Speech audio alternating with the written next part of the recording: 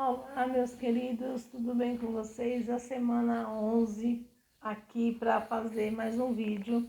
Estou gravando aqui mais esse vídeo do meu compromisso público com vocês, lembram? E todo aquele que estiver ouvindo esse vídeo, quem passar para ouvir, se quiser, vai ouvir os anteriores para você entender um pouquinho melhor. Mas cada semana, o meu compromisso aqui é finalizar a semana e deixando aqui o meu transbordo, que é um vídeo falando do resumo da semana toda. E cada semana tem sido poderosa, tem sido assim, de muita superação, tem sido muito bom. E essa experiência tem sido muito válida, é muito desafiador. E quando eu falo desafio, é porque os desafios a gente está no processo de crescimento. Quando eu falo semana cheia de problemas, significa que eu só vivi problemas. Mas semana desafiadora é a semana onde nós crescemos, onde nós temos os grandes desafios, né? Grandes e pequenos desafios que nos levam ao crescimento. E cada semana tem sido assim poderoso. E eu quero começar hoje falando dos códigos da Bíblia, da Palavra de Deus. Nós tínhamos um compromisso de lermos o capítulo 21 ao 150. E eu peguei aqui alguns para mim poder falar aqui para vocês, que diz o seguinte: no capítulo 121 do Salmo, diz assim: levanto meus olhos para os montes e questiono, de onde virá o socorro? O socorro virá do meu Senhor, o Criador dos céus e da terra. Olha só, o nosso bem maior é o nosso Deus. E não há riqueza nessa terra maior que Ele. Nós somos únicos, nós somos feitos únicos e Ele colocou em nós, cada um de nós, Ele colocou a sua porção da sabedoria, para que cumpramos seu propósito na terra. Olha que interessante. Nós não devemos não devemos ficar olhando para o outro e desejar ser como ele é. E sim, vamos ser como o nosso Criador nos fez para vivermos a nossa identidade, a nossa única e verdadeira identidade. Então, como eu até mencionei em algum lugar, eu mencionei o seguinte: por que nós queremos ser como Salomão e não queremos buscar em Deus a porção que ele fez para nós? Ele colocou dentro de cada do ser único que somos nós somos individuais. E o Senhor colocou com certeza, Ele colocou a porção dele na vida de Salomão, Ele colocou a porção dele na vida do profeta Elias, Ele colocou a porção dele na vida da viúva de Sarepta, não é? E Ele colocou uma porção na minha vida e na sua vida. Então nós temos que realmente buscar em Deus e compreender qual é essa porção da sabedoria para eu poder viver e cumprir o meu propósito aqui na terra. Nós precisamos tomar muito cuidado para a gente não se confundir as coisas, não querer ser igual aos outros, não querer fazer igual aos outros. Nós estamos vivendo momentos de semanas de modelagem. A modelagem é para você pegar e você olhar e falar assim: poxa, como eu vou falar aqui algumas vezes, essas modelagens dos livros, de cada um aqui dessa semana, cada código, eu peguei e me alegrei muito, porque tem coisas aqui que eu já vivi e eu pensei: poxa, eu nem conhecia essas pessoas e eu já estava construindo a minha história.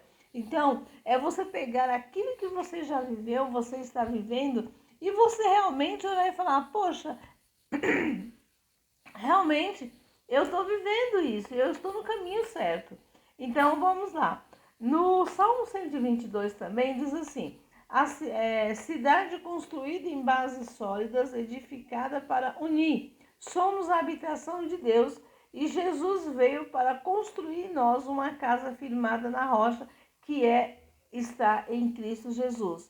Então, uma cidade construída com base é aquela casa, a cidade que fala casa, né? É a casa que ela é edificada e solidada com a palavra, com a verdade, com os princípios da palavra de Deus. Depois do Salmo 126, sim, realizações grandiosas fez o Senhor por nós. Por esse motivo estamos felizes. Consolo para os que sofrem, e o Senhor tem prazer em realizar seus feitos a nós.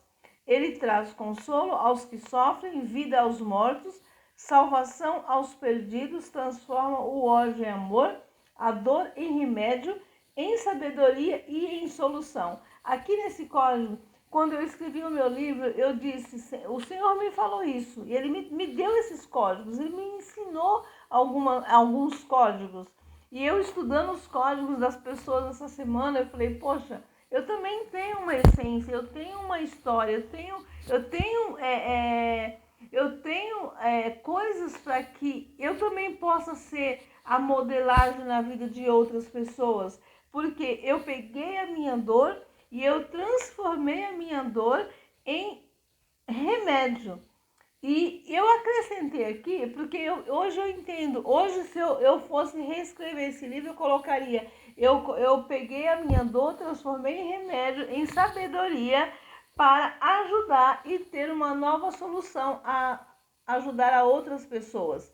Então, a gente vai crescendo e vai renovando, vai ampliando o nosso repertório, a nossa história, tudo que nós vivemos, ele vai ampliando o nosso repertório. Depois no Salmo 139 diz o seguinte, tu formastes o íntimo do meu ser, e me tecestes no ventre de minha mãe. Esse é o salmo do transbordo do Pai para nós. Se você ainda tem dúvidas sobre quem você é, por que está aqui, sobre sua identidade, então esse é o convite para você ler atentamente cada versículo desse capítulo de Salmos. E olha só, pelo qual Deus descreve como Ele fez cada um de nós, com tanta perfeição e detalhes. Ele é o milagre da vida. Gente, esse Salmo 139, ele está no meu coração, ele está no meu livro, ele está em tudo que eu faço, porque esse Salmo é um Salmo base para que, se você tem dúvida, para aquele que tem dúvida a respeito de quem você é, por que você veio aqui, o que você está fazendo aqui, este salmo te dá um respaldo, te dá uma base, como foi que realmente o Senhor nos formou, nos teceu no ventre da nossa mãe, lá na eternidade. Então, se você tem dúvida, busque, leia esse salmo novamente e comece a refletir em cada versículo. Tire aí as chaves, os códigos que você gostaria de entender, de aprender, e ele vai trazer um efeito poderoso na sua vida.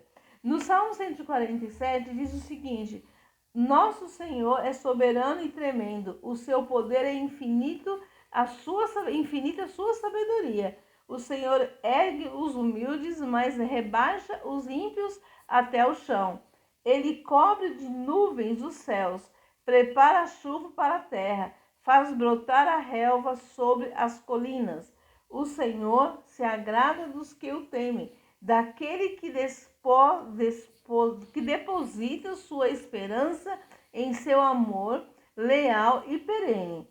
Ele envia suas ordens à terra e veloz corre a sua palavra. Ele envia sua palavra e derrete o gelo, faz soprar o vento e as águas voltam a correr. Gente, a palavra de Deus diz que a palavra de Deus, ela é veloz, ela corre velozmente sobre os quatro cantos da terra. O Senhor envia sua palavra, ele dá uma ordem, a palavra de Deus vem e acontece. É necessário que você tenha realmente entendimento, compreensão e sabedoria para você compreender essa verdade. Com o seu coração conectado nessa verdade, com o seu coração conectado na fonte da vida, você vai absorver, vai adquirir muitas riquezas, extraindo do seu coração muitas riquezas.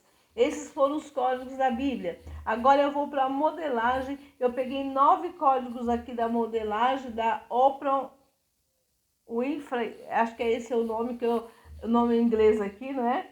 Olha só, eu peguei 9 códigos da pessoa virtuosa. Transforme suas feridas em sabedoria. Olha, aqui eu fiquei feliz, porque Eu não conhecia essa mulher lá em 2020, mas eu peguei as minhas feridas e transformei em remédio. Eu peguei as minhas feridas e transformei em remédio para aquelas pessoas que estavam sofrendo. Ela pegou as delas e transformou em sabedoria. Eu peguei as minhas, hoje eu vou acrescentar, eu transformei em remédios e transformei em sabedoria para poder levar graça sobre essas pessoas. Depois ela também colocou, olhe para dentro, o amor começa com você. Gente, primeiramente a palavra de Deus diz que ama o teu próximo como a ti mesmo. Se eu não me amo, como que eu vou amar o meu próximo? Seja grato pelo que você tem e terá cada vez mais. A gratidão, ela é uma ferramenta poderosa de mudança, de transformação, de acontecimentos. A gratidão ao Senhor. Eu estou desde 2019 que eu não mais peço para Deus as coisas, eu simplesmente agradeço. E foi aí que eu percebi que houve uma grande transformação, porque a gratidão, ela traz transformação na sua vida, ela traz transformação de dentro para fora. Cada um é responsável pela sua própria vida. De fato, nenhuma outra pessoa é ou pode ser. Gente, realmente, cada um é responsável pela sua própria vida. Se eu faço certo, se eu faço errado, eu sou a única pessoa responsável por aquilo que eu fiz ou por aquilo que eu não deixei de fazer. Quando eu tomei consciência de que quando eu não fiz nada do que eu tinha que fazer, eu fui responsável. E quando eu assumi a minha responsabilidade também, que eu comecei a fazer e mudar a minha história de vida, a minha história, o meu repertório começou a mudar, eu também sou responsável por isso. Os que estão ao meu redor, que mudam ao ver a minha mudança, eu sou responsável. E também eu sou responsável para destruição ou para construção da minha própria vida, da minha família e daqueles que estão ao meu redor. Então tudo depende de você. O que sei com certeza é que falar a sua verdade é a ferramenta mais poderosa que tem. Então é você contar a sua história, é você falar a sua versão, é você ser quem você é você fazer aquilo que for simples, aquilo que é simples. Jesus, ele foi simples, mas profundo, e nós precisamos ser simples e profundo. Então eu entendi na minha trajetória que eu tenho que ser quem eu sou. Antes eu tinha vergonha de ser quem eu era. Eu tinha vergonha de falar da minha simplicidade, mas eu entendi esse princípio. Eu entendi que a ferramenta poderosa é eu dizer quem eu sou. É eu falar quem realmente eu sou de maneira simples, mas que seja profundo, não é? Aquilo que eu passo. Depois ela colocou assim, siga seus instintos. É aí que a verdadeira sabedoria se manifesta. Às vezes, você está na jornada, aprendendo, e de repente você tem uns insights e você tem uns instintos, você sente alguns instintos e você tem uma noção, um discernimento para você seguir algumas coisas. E tem acontecido isso comigo. Então aqui ela só veio reforçar que realmente quando isso acontece é porque aqui está a verdadeira sabedoria manifestada, tá? Você olha para si mesmo e se aceita como você é. E uma vez que você se aceita como você é, você se torna uma pessoa melhor. Eu era uma mulher que eu não suportava tirar fotos, eu não suportava me olhar no espelho, eu não suportava ouvir a minha voz. E eu fui aprendendo essa mudança de mentalidade foi acontecendo na minha vida. E hoje, gente, eu falo para vocês, eu me amo. Eu amo ouvir a minha voz, eu amo me olhar no espelho, eu amo falar comigo mesmo, eu amo conversar comigo. Eu não sabia conversar comigo. Então, eu não gostava alguma coisa, então eu busquei entender o porquê que eu não gostava. E eu entendi que tudo isso tinha a ver com autoimagem, com baixa estima, com problemas de rejeição, eram muitas coisas. E hoje eu me amo, eu me aceito, eu amo olhar para mim e olhar, porque quando eu me vejo, eu olho e me vejo e vejo o quanto Deus me ama, o quanto Deus me fez com tanto amor e carinho e com tanta ternura. Amar a si mesmo é uma jornada sem fim, é verdade. Você precisa entender que a sua vida, você precisa se amar até a eternidade. É um amor sem fim. Você nunca vai parar de se olhar e se amar. Vai haver momentos que você vai precisar corrigir você mesmo, falar com você mesmo, ficar brava com você mesma, mas converse com você, isso é muito bom. Depois eu peguei aqui os códigos do filme. Peguei aqui alguns deles, que foi o seguinte, os códigos do aprendizado, né? Se vai culpar alguém, culpe-se você mesma. É aquilo que eu falei anteriormente. Se você tem que culpar alguém, culpa você, porque o erro foi você. Você é responsável pelos seus atos que você acerta e que você erra. Se você pisar na bola, você é responsável. Então, se você acertar, dê parabéns para você. Se você errar, não culpe os outros, mas olhe para você e veja onde você falhou, onde você errou, tá bom?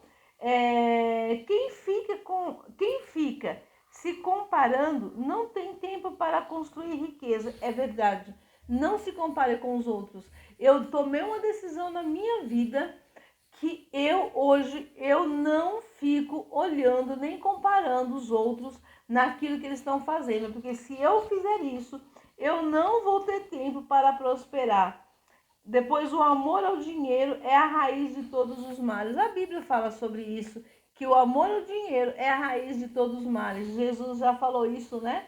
Lá na Bíblia, e nós precisamos ter clareza sobre isso o tempo todo, entendendo. Ou você governa sobre o dinheiro, ou você é governado por ele. Quem é escravo do dinheiro é escravo do pecado. Olha só, o diabo quer que você tenha prazer, poder, dinheiro sem esforço, e dessa forma ele vai te destruindo aos poucos. Ele quer colocar em você ilusões, ele quer colocar em você invenções, mentiras, mas nada vem fácil, e o que vem fácil, vai fácil. Dinheiro fácil, ele é menos valorizado, não é? Então lembre-se disso. Uma herança, por exemplo, uma pessoa quando ganha uma herança, ela não vai valorizar aquilo que ela ganhou, porque ela não soube administrar aquilo. Ela não gerou, ela não viveu, ela não pagou o preço, ela não teve desafios para aquilo. Então ela simplesmente ganhou. Mas quando você gera, quando você cria, quando você é o responsável dessa produtividade, você valoriza, você dá muito mais valor. A felicidade não está no ter, mas sim no ser. A felicidade não pode estar no que eu tenho, mas no que eu sou, quem eu sou, o que eu sou para as pessoas, o que eu sou para Deus. Então, isso que é o importante. Nunca é tarde para fazer a coisa certa. Há uma frase do Pablo que ele diz que nunca é tarde, eu ouvi dele, né? Nunca é tarde para começar e sempre é cedo para desistir. Olha que forte. Essa palavra foi uma das palavras que muito me trouxe, foi um código muito poderoso, que na minha jornada, no início, quando eu tomei essa decisão de mudar a minha jornada, a minha história de vida, eu gravei e eu repetia ela constantemente. Nunca é tarde para se começar e sempre é cedo para você desistir. E aqui ele coloca o seguinte, que nunca é tarde para fazer a coisa certa. É verdade, nunca é tarde. Lembre-se que melhor é o fim do que o começo.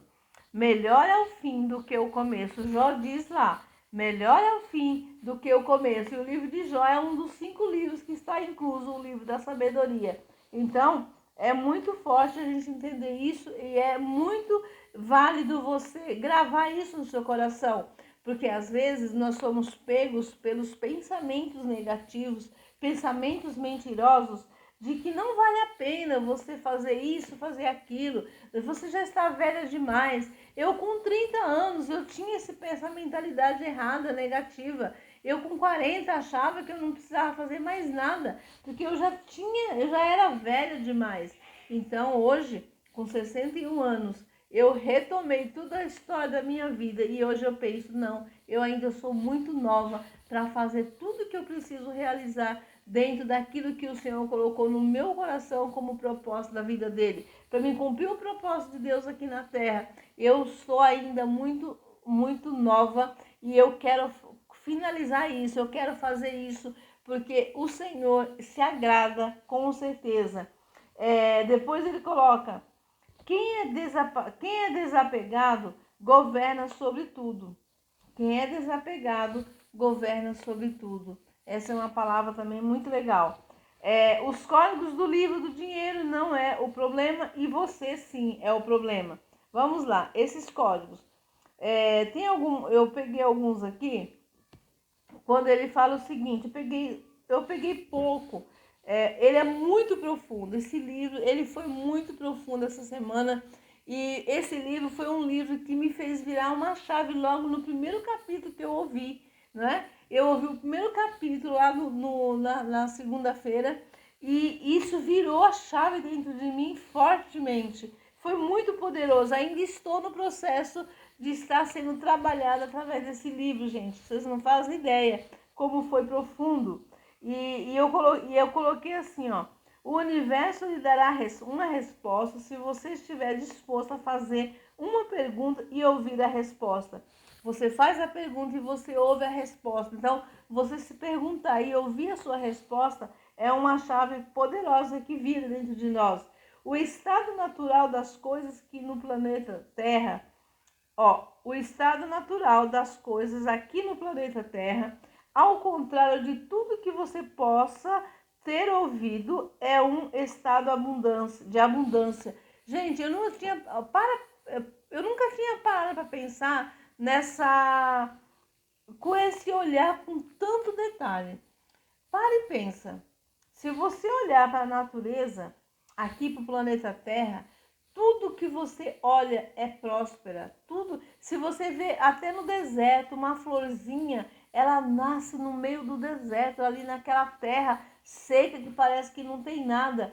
Mas você olha e você vê essa florzinha ali desabrochando. Então, na terra, nós podemos olhar sobre a terra e ver que há uma grande abundância sobre a terra. Não há um lugar que não seja abundante em vida vegetal, animal, em pássaros e insetos. Mesmo nas paisagens consideradas áridas, já falei isso antes, né? Existe uma inimaginável quantidade de vida acontecendo. Olha que interessante, o que eu falei? Até mesmo nos lugares áridos existe essa quantidade de abundância acontecendo. Consciência de pobreza é o que nos impede de perceber e experimentar o estado natural contínuo de abundância. Consciência de pobreza não é um reflexo de como as coisas realmente são, é um estado mental que criamos. Então, a pobreza é um estado mental que nós criamos. Isso também ficou muito forte em mim. Frequentemente, pessoas com consciência de pobreza têm orgulho de serem pobres ou acreditam que só podem estar confortáveis com pessoas do mesmo nível socioeconômico e só estarão confortáveis com pessoas tão pobres quanto elas. Eu não ficaria confortável com pessoas ricas, porque elas são diferentes. Sabe bem? Olha que coisa mais louca aqui, gente.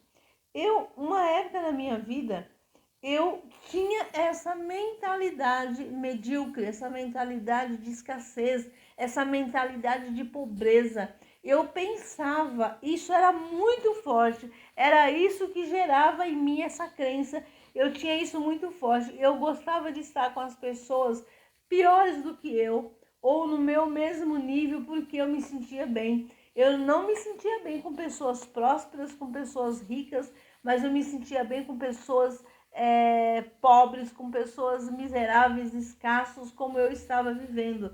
E ouvindo esse livro, isso só me fortaleceu o quanto essa crença errada, ela nos prejudica. Então, quando nós nos sentimos, eu tinha assim até um mal-estar de imaginar de ir na casa de alguém. Isso era muito inconsciente muitas vezes, sabe? Eu ia na casa das pessoas e se elas eram mais próximas do que eu tinha essa coisa dentro de mim que eu me sentia mal, eu me sentia incapaz. Então, eu só me sentia capaz quando eu estava igual a pessoa ou a pessoa pior do que eu. Então, era uma coisa maluca, era uma coisa absurda que era dentro de mim. E ele aqui só veio me fortalecer que realmente a gente tem essa mentalidade na qual eu me coloquei. Então, eu me coloquei numa categoria de igualdade, de ser igual, de ser miserável, para mim não ser humilhada, para mim não ser envergonhada. Então, eu colocava nesse nível. Mas hoje eu vejo o quanto isso não é real, não era verdade. Você sabe o significado da palavra querer? Isso pegou forte dentro de mim. A palavra querer significa faltar. Toda vez que você diz eu quero, está dizendo falta-me. Se você diz eu quero mais dinheiro, começará a faltar mais e mais o tempo todo. Olha que coisa mais louca. Então, essa foi o primeiro código e a chave que virou dentro de mim. Eu li o primeiro capítulo, fui ouvindo e isso já ficou forte. Porque, veja bem, a gente tem um hábito de falar. Eu tinha esse hábito de falar que eu não tinha nada, que eu não tinha isso, que eu não tinha aquilo. E de um tempo para cá eu comecei a observar que isso não era verdade. Eu comecei a observar que dentro de mim isso começou a mudar, porque eu comecei a olhar que daquilo que eu achava que eu não tinha nada, de repente me vinha ideias, me vinha criatividades e eu gerava recursos. Eu fazia alguma coisa acontecer com relação a finanças, olhando para alguma coisa e tinha uma criatividade. Então eu percebi dentro de mim, alguns meses atrás, já estava trabalhando isso dentro de mim, que eu estava olhando de uma forma, com um novo olhar. Então eu olhava diferente e aquela diferença fez muita mudança dentro de mim, fez um diferencial poderoso quando eu comecei a olhar. E quando eu li esse livro, ele me deu muito mais um respaldo com relação a isso, não é? Tudo tem a ver com o ter, conseguir, ir em busca e permitir. Em vez de criar a partir de eu quero dinheiro, permita-se criar a partir de eu não quero dinheiro. Porque toda vez que você diz eu quero mais dinheiro, você está dizendo ele me falta. E é isso exatamente o que aparece em sua vida. Então aqui me trouxe um código também poderoso, porque aqui, logo no início, ele dá uma tarefa. Ele manda você repetir 10 vezes, eu não quero dinheiro, eu não quero dinheiro, eu não quero dinheiro, eu não quero dinheiro, eu não quero dinheiro, eu não quero dinheiro, eu não quero dinheiro, eu não quero dinheiro, eu não quero dinheiro, eu não quero dinheiro. Uma tarefa simples, mas que muda, começou a mudar dentro de mim isso. Então eu comecei a fazer essa tarefa aqui, para você. Então eu aprendi que fazer tarefa é o que muda. Então nesse livro contém muitas tarefas e é importante a gente fazer. E hoje eu estava estudando sobre 3 situações também. Olha que interessante. Você diz assim: eu não tenho dinheiro. Eu investi agora. Eu não quero dinheiro. E quando eu digo eu não quero dinheiro, o meu cérebro ele trabalha o contrário, o oposto, não é? E aí eu vou entendendo sobre isso. Antes eu tinha medo de falar eu não tenho dinheiro, mas só que eu repeti isso o tempo todo e eu ficava correndo atrás dele ao invés dele correr atrás de mim. Então a gente parece que fica, quanto mais você fala eu quero você, o dinheiro ele sai correndo, ele foge, não é? Olha que interessante. Os discípulos, você diz, eu não tenho. Então me veio exemplos aqui hoje que eu estava estudando. Os discípulos chegaram ali para aquela multidão, para Jesus, e Jesus falou assim: dê comida para esse povo. E os discípulos, o André, chega e fala assim: Senhor, nós não temos nada. Nós não temos nada. Aí Jesus diz assim: mas o que vocês têm? Aí o André vai lá e vê que o menino tem lá o pãozinho, os peixes, não é? E ali André traz esses pães e os peixes, 5 pães e 2 peixes, acho que é isso. E ali ele entrega nas mãos do Senhor Jesus e Jesus faz o milagre. Então alguém tinha alguma coisa. O André disse: nós não temos. Ele falou por ele e pelos outros. Mas alguém tinha ali pãozinho e peixe. Então Jesus pegou o que tinha, que era o pão e o peixe, e transformou numa enorme abundância. O profeta Elias chega para aquela mulher de Sarepta, que vocês devem conhecer a história, e ele diz para a mulher assim, para a viúva: o Senhor manda Elias sair de onde ele estava, sendo sustentado pelo corvo, e ele vai até uma mulher viúva, que não tinha, uma mulher que estava necessitada, passando por escassez e tudo mais. Gente, se fosse nos dias de hoje, eu pensava o seguinte: não, o homem de Deus sai de um lugar, Deus manda ele ir para um lugar, ele teria que ir. Se fosse na lógica, na minha lógica, eu pensaria assim: não, Deus precisa mandar Elias ir para onde tem alimento, para ir para uma mulher onde tem sustento. Não, mas a lógica de Deus muitas vezes é diferente. Deus mandou ele ir a uma mulher que só tinha um pouquinho de azeite, um punhado de farinha, para fazer aquela comida, morrer e comer com o filho dela e morrer, porque ela não tinha mais da onde tirar. E o profeta chega e diz assim: faz para mim, primeiro para mim uma porção e dá para mim, depois você vai comer, você e seu filho. Quando Elias fala: o que você tem? A mulher diz: eu não tenho nada. Mas ela tinha sim, ela tinha um pouco de azeite e uma porção de farinha. Então ela tinha com que Deus multiplicasse. Deus não multiplica do zero. Deus sempre multiplica com algo que nós temos. Então ali aquela mulher tinha um pouco de azeite e um pouco de farinha. Quantas vezes eu e você dissemos o seguinte, falamos o seguinte: eu não tenho nada, eu não tenho recurso, sendo que muitas vezes, será que você não tem mesmo os recursos? Você já olhou aí na sua biblioteca o quanto livro você tem usado, que você já usou, que você pode estar desfazendo desses livros?